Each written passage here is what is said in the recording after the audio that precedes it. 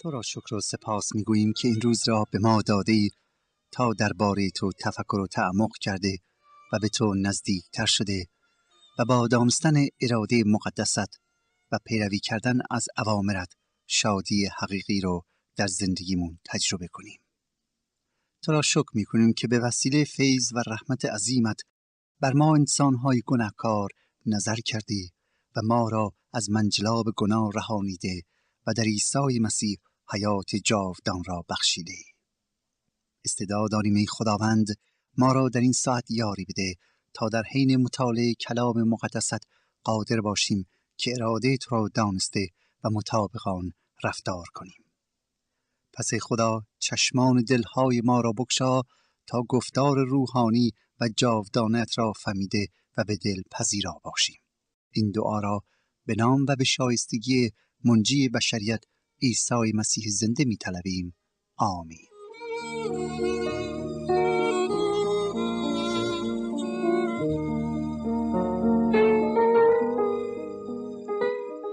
مطالعه و بررسی رساله حضرت پولس رسول به رومیان، ششمین قسمت از انجیل مقدس. برنامه‌ای از صدای انجیل.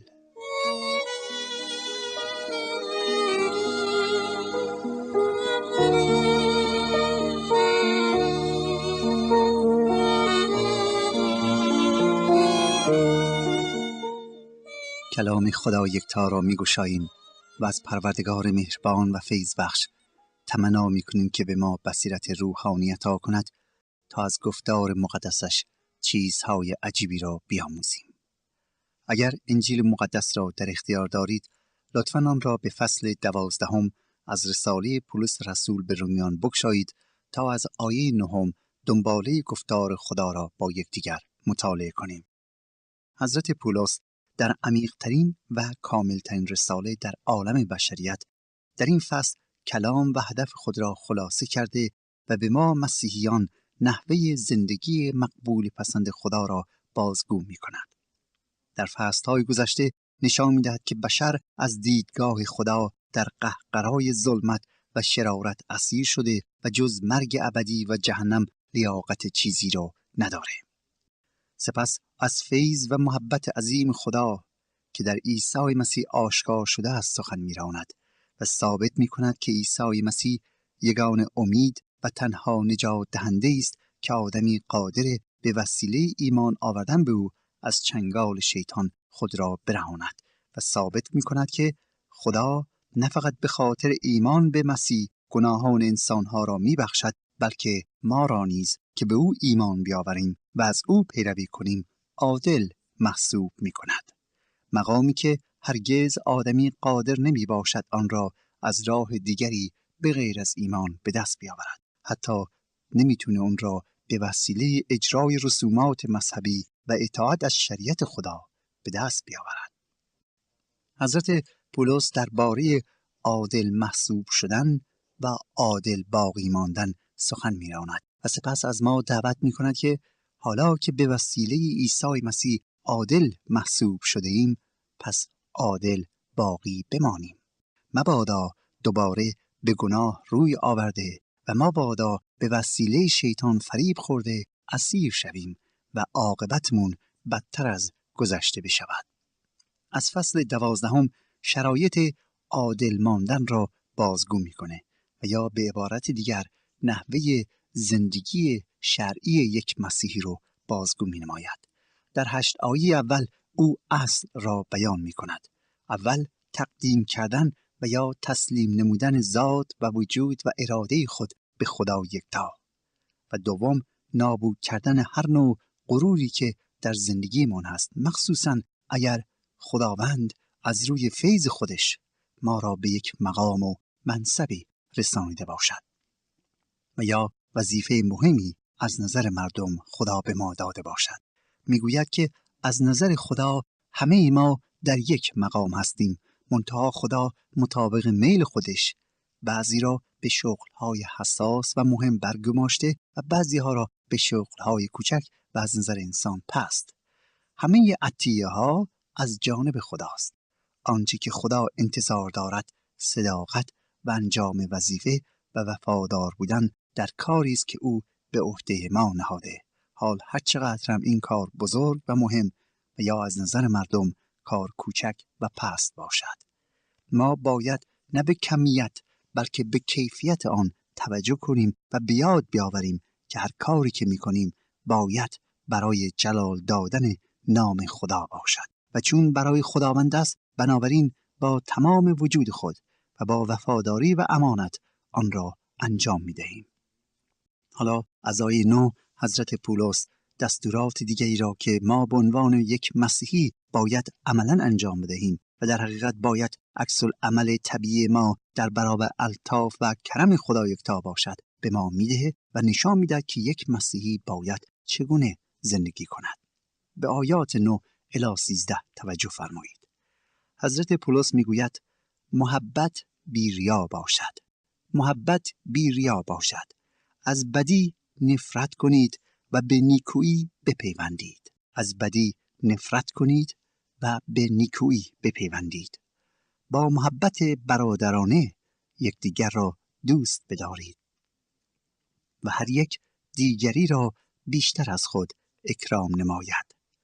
در اجتهاد کاهلی نورزید و در روح سرگرم شده خداوند را خدمت نمایید.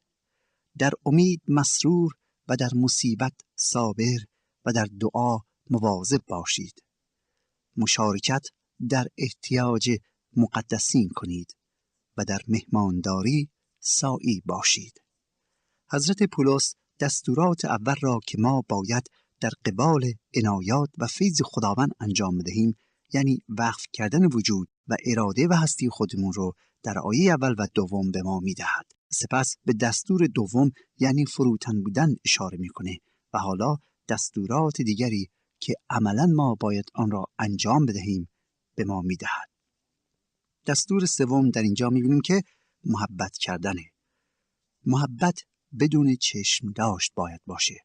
محبتی که در اینجا به ما دستور آن را داده است که بکنیم دوستان، بایستی محبتی باشی بی ریا و بدون چشم داشت. محبتی که جز نیت پاک سرچشمه‌ای ندارد. محبتی که ما خود از خدا دریافت کردیم و اکنون آن را با دیگران شریک می‌سازیم. از آیه 9 درباره رابطه‌مون با یکدیگر یا با هم نوعان صحبت می‌کند، در حالی که در 8 آیه اول درباره رابطه‌مون با خدا یکتا صحبت می‌کنه و این آیات نشان می‌دهد که رابطه ما انسان‌ها با یکدیگر مستقیما بازگو کننده نوع رابطه است که امروز من و شما با خدا یکتا داریم. اگر رابطمون با خدا یکتا درست باشه و مطابق میل و اراده خدا زندگی کنیم، اگر حقیقتا زندگیمون به وسیله اوامر خدا یکتا اداره میشه، آن وقت ما هم نوعان خود را از محبتی که خداوند عطا کرده است بهره مند میسازیم. محبتی که پایه و اساس هر نوع دوستی و رابطه حقیقی و کامل بین یکدیگر می باشد. زیرا خلل پذیر بود هر بنایی که می بینی مگر بنای محبت که خالی از خلل است. راستی دوست من، آیا شما دیگران را محبت می کنید؟ آیا شما به دیگران به خاطر همچشمی دارید محبت می کنید؟ آیا دیگران را دوست دارید تا به قول معروف یه روزی به دادتون برسن، طرفدار شما باشن؟ آیا به قول معروف دارید به هم نان قرض می دهید و این هوای هم داشتنها را محبت تلقی می کنید؟ خداوند به ما امر می کند که وانمود نکنیم که دیگران را دوست داریم، بلکه آنها را باید واقعا دوست بداریم.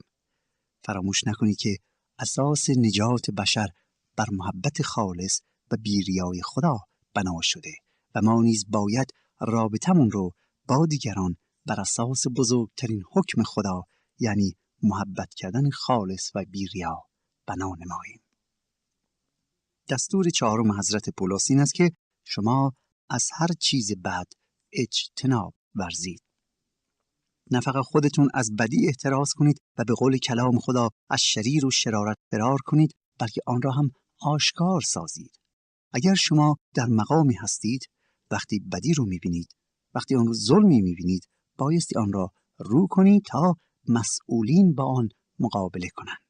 کلام خداوند نه فقط می‌فرماید از بدی احتراز کنید، بلکه جنبه مثبت آن را نیز برای ما بازگو کرده و میگوید ولی از خوبی جدا نشوید. از بدی فرار کنید اما از خوبی جدا نشوید.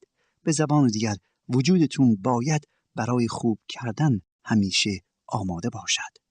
کوتاهی و یا غفلت در نیکویی کردن خطا محسوب می شود. آیه 10 می فرماید همدیگر را با محبت برادرانه دوست بدارید و از صمیم قلب به هم احترام بگذارید. چقدر جای تأسفه که قالب احترام هایی که میشه از روی تظاهر و یا از روی نیت خاص می باشه و نه احترامی بی‌ریا. دوستان عزیز، اگر همه دنیا روی تظاهر و پارتی بازی داره میچرخه، کلام خداوند داره به من شما میگی که از ریا جدا بشید. شما ریاکاری و دورنگی رو از خودتون دور کنید. کار دورنگی را به دورنگان سپار. رو خود یک رنگ شو که روح و صفت خداوند است. اگر همه این کار رو میکنند، اگر همه دو رو و دغل‌باز هستند، ای عزیز من، شما خودتون به زندگی خودت نگاه کن و خودت را اصلاح کن. کاری به دیگران نداشته باش، چون فراموش نکن که این شما هستی که بایستی خودت به خدا جواب بدهی. برای همین است که در آیه 2 کلام خداوند به ما دستور داده که هم شکل این جهان نشویم. در آیه 11 می‌بینیم که کلام خدا تنبلی را گناه می‌شمارد و می‌فرماید هیچ وقت در کار خود تنبل نباشید، بلکه با شور و حرارت خداوند را خدمت کنید، با اشتیاق، با ذوق، از روی آرزوی باطنی همیشه خداوند را خدمت کنید. و در آیه 12 می‌فرماید برای چیزهایی که خدا برای شما تدارک دیده خوشحال باشید. خدا را شکر کنید. اون چیزی که خداوند به شما عطا میکنه. ما خیلی چیزا رو از خدا طلب میکنیم. خدا هم خیلی چیزا رو به ما میده. ولی فراموش میکنیم که شکرگزارش باشیم. به راستی که ما بندگان ناشکر خدا هستیم. حالا پولس یادآور میشه که ما فراموش نکنیم که هر چی برای ما تدارک شده از جانب خداست، اگر زندگیمون رو به دست خدا سپردیم البته، و آن وقت شکرگزار باشیم برام. و بعد میگه که زحمات را تحمل کنید و وقتی برادران مسیح شما در احتیاجن، در رفع حاجاتشان آنها را یاری بدهید. دقت کنید دوستان، دستوراتی که پولس میدهد در اینجا برای کسانی است که از گناهان خود دست کشیده و به عیسی مسیح ایمان آورده و فیض خدا را در مسیح پذیرفتند. برای ما مسیحیان است، دستوراتی که نوع زندگی ما را نیز تعیین میکنه. در آیه 13 وقتی میفرماید که در مصیبت صابر باشید یا زحمات را تحمل کنید، در حقیقت داره نشون میده که نوع زندگی ما با مردم دنیا فرق خواهد داشت. مقصود از این زحمات سختی‌ها و مشکلاتی است که به خاطر ایمان به عیسی مسیح نصیب ما خواهد شد.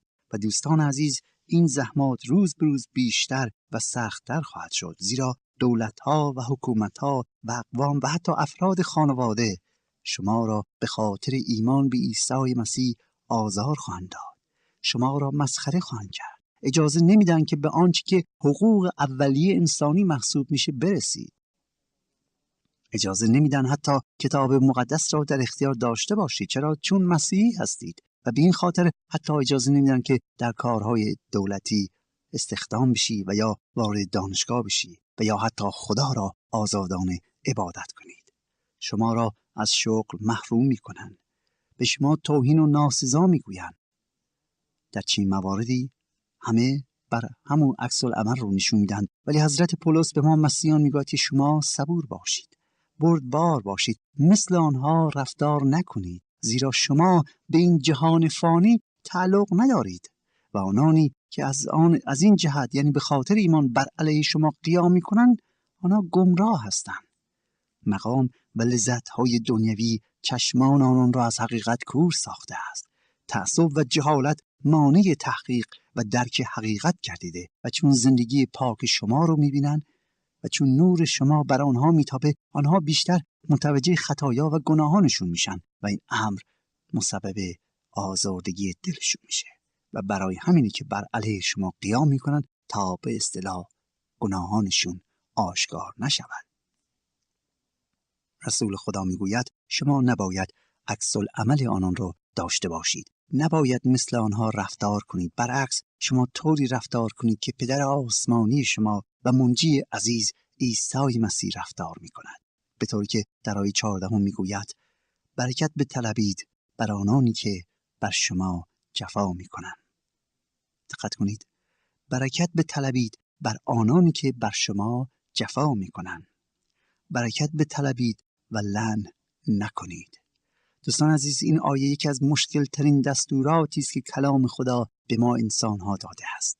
زیرا طبیعت ما ایجاب می کند که آن کسی رو که به ما بدی می کنه تنبیه کنیم.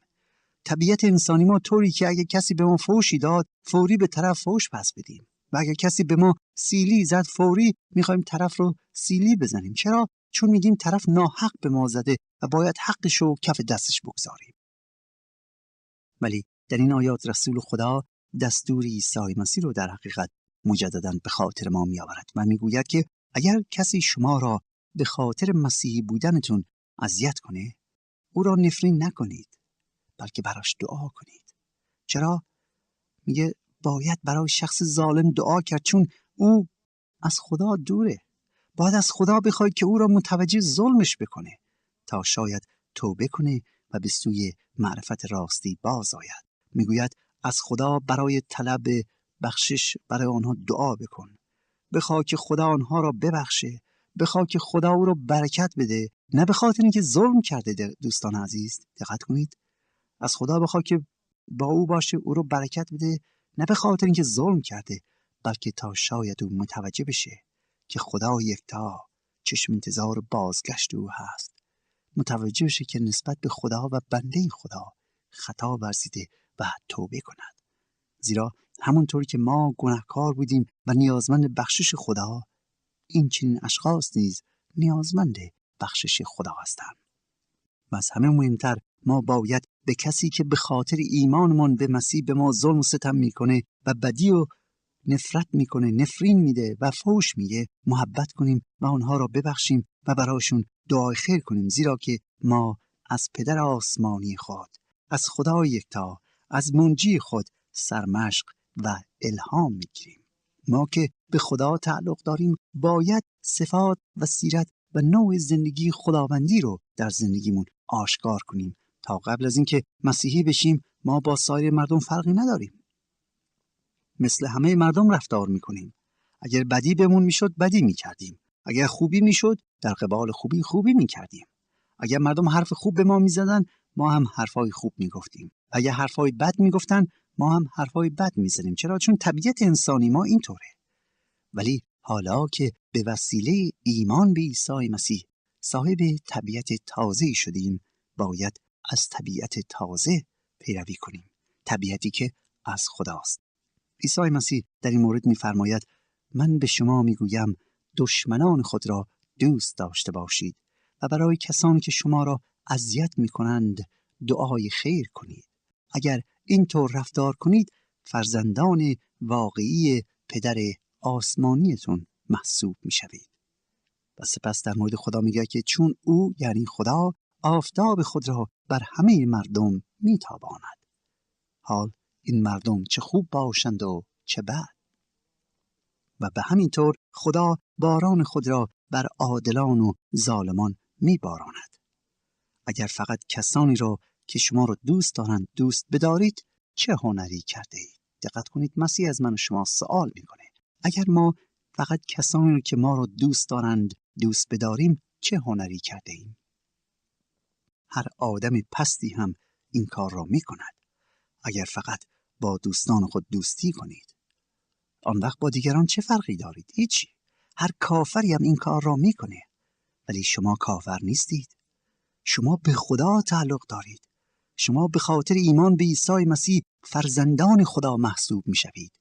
شما باید سیرت و صفات خدا را در زندگیتون منعکس کنید. اگر به خدا تعلق دارید خدا گناهان شما را بخشیده، شما را از آن طبیعت فانی، آن سرشت گناه‌آلود آزاد کرده و شما را پاک ساخته. قلب و فکر تازه‌ای به شما عطا کرده و شما که خود را تسلیم خدا نموده اید باید اکنون سیرت و صفات خداوند را در زندگیتون منعکس کنید و نه سیرت کهنه و خواسته های خودتون را. و دوستان عزیز، باید اعتراف کنم که قبل از اینکه مسیحی بشم خیال میکردم که این دستورات عیسی مسیح غیر عملی و حتی غیر منصفانه است. زیرا طبیعت ما میگوید دندان به عوض دندان، فوش به عوض فوش و چشم به عوض چشم و جان به عوض جان و به قول معروف عوض گله ندارد. این طبیعت ماست. این قانون اجتماعی شده. ظاهراً دستور مسیح غیر منصفانه است. ولی دوستان عزیز، وقتی زندگیتون رو به مسیح تسلیم کرده باشید، وقتی از منجی جهان پیروی کنید، وقتی به علت دستور عیسی مسیح دقت کنید، آن وقت متوجه مقصود و هدف او میشوید و خواهید دانست که این دستور بسیار کامل و بالاتر از این هم دستور دیگری نیست. چرا؟ چون عیسی مسیح داره با این دستورات ما رو دعوت میکنه که طریقی رو طی کنیم که خود خدا یکتا داره. او ما رو دعوت میکنه که راهی رو برگزینیم، روشی داشته باشیم که روش خدا یکتاست و نه اجتماع و مردم جهان. میفرماید آیا خدا شما را به خاطر بدیهاتون از بین برده؟ آیا شما را از الطاف و عنایاتش محروم ساخته؟ آیا خداوند وقتی که خورشید را میتاباند بر آنهایی که گناهکارن تاریکی میفرسته؟ آیا خدا وقتی که بارانش رو میفرسته مگر نه اینکه بر مزرعه‌های آدم‌های شریر و پستم میفرسته؟ میگه خدای عادل در تمام این ایام بشر را هر چند پست و شریر و ظالم و بی‌انصاف بوده محبت کرده و در تمام این مدت منتظره که آدمی متوجه خطای خودش بشه. خدای عادل بدی در ذات و وجودش نداره. خدای عادل بدی در ذات و وجودش نداره و در تمام این مدت خدا منتظر بوده که ما از بدی دست بکشیم. ای عزیزان، باید قبول کنیم که اگر خدا بدی در وجودش بود هیچ بشری امروز زنده نبود. همه نابود می شدن و کهکشان ها هم خیلی وقتا پیش محو شده بود. ولی خدا بشر را با تمام گناهانی که مرتکب شده است دوست داره و محبت نموده است. بر آنها ترحم کرده و ما را از نعمات فراوانی بهره‌مند ساخته است. چرا؟ چون خدا انسان را دوست داره. من و شما را دوست داره و میخواهد که ما را به ملکوت سماوی خود بیاورد و سیرت و صفات خودش رو در ما قرار بده. پس برای همین خدا ما را محبت میکنه. برای همین که بر ما ترحم میکنه. هرچند از اعمال انسان به شدت متنفره، هرچند خدا از اعمال ما به شدت بیزاره، ولی خود ما را دوست دارد. و دوستان عزیز، ما که به خاطر فیض خدا به مسیح ایمان آورده ایم و عادل محسوب میشویم، باید نشان بدهیم که به خداوند تعلق داریم. باید عملاً سیرت و صفات خدا یکتا را در زندگیمون آشکار کنیم تا مردم در عمل و نه الزاماً در گفتار سیرت و صفات خدا یکتا را در ما دیده و با میل و رغبت به پیروی از خدا در وجودشون پی برده و به سوی خدا بیان. به خاطر بیاورید که مسیح چه فرمود؟ او گفت شما نور عالمید، پس بگذارید نور شما بر مردم بتابد تا اعمال شما را دیده و پدر آسمانی شما را که در آسمان است تمجید نمایند. اگر به خداوند تعلق دارید باید صفات و سیرت خداوندی رو در تمام مراحل در زندگیتون آشکار کنید. این است دستور عیسی مسیح برای زندگی ما. حضرت پولس در دنباله گفتارش دستورات عملی دیگری رو نیز به ما میدهد. میفرماید خوشی کنید با خوشحالان و ماتم نمایید با ماتمیان و برای یکدیگر همان فکر رو داشته باشید که برای خودتون دارید و در چیزهای بلند فکر نکنید، بلکه با ذلیلان مدارا نمایید. خود را دانا نشمارید و هیچ کس را به عوض بدی نرسانید. پیش جمعی مردم تدارک کارهای نیکو رو ببینید و اگر ممکن است به قدر قوه خود با جمیع خلق به صلح بکوشید. در این آیات حضرت پولس به ما میگوید وقتی دیگران خوشحالند شما هم با ایشان خوشحال باشید. اگر غمگینند در غم ایشان شریک شوید. با خوشحالی با هم کار کنید، زندگی کنید و هیچ کاری رو برای خودنمایی انجام ندهید. سعی نکنید فقط با اشخاص بزرگ و به ظاهر مهم معاشرت داشته باشید، بلکه در جمیع اشخاص عادی صفات نیکو و عطایای خدا را پیدا کنید و با آنها هم باشید و خودتون را داناتر از همه نشمارید. صفات نیکوی هر شخص را در آنها پیدا کنید و آن را تشویق کنید و هرگز در عوض بدی نکنید. کارتان را طوری انجام بدهید که کسی نتواند از شما ایراد بگیرد و با هیچ کس جر و بحث نکنید. برعکس تا آنجا که ممکن است با جمیع مردم در صلح و صفا رفتار نمایید. این است آنچه که خداوند از ما انتظار دارد. این است آنچه که خدا از ما که به عیسی مسیح ایمان آورده ایم انتظار دارد که صفات و سیرت خدا را در زندگی خود آشکار کنیم. خدا یکتا یار و یاورتان باشه.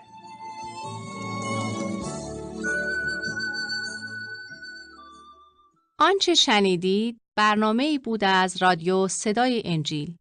خوشحال می‌شویم که با ما مکاتبه کنید و از نشریات و ادبیات ما استفاده نمایید و از طریق شبکه‌های اجتماعی فیسبوک، گوگل پلاس و یوتیوب با تایپ فارسی رادیو صدای انجیل همراه ما باشید. همچنین از طریق تلفن و ایمیل نیز می توانید با ما تماس بگیرید. آدرس ایمیل ما از این قرار است: radioenjil@gmail.com. تکرار می کنم، ایمیل ما radioenjil@gmail.com و تلفن ما 201 616 920 1791. تکرار می کنم، 201 616 920 1791. تا برنامه دیگر و روز دیگر، خدای یکتا و مسیح زنده با شما باشد. ماراناتا، یعنی خداوند به زودی برمیگردد. آمین.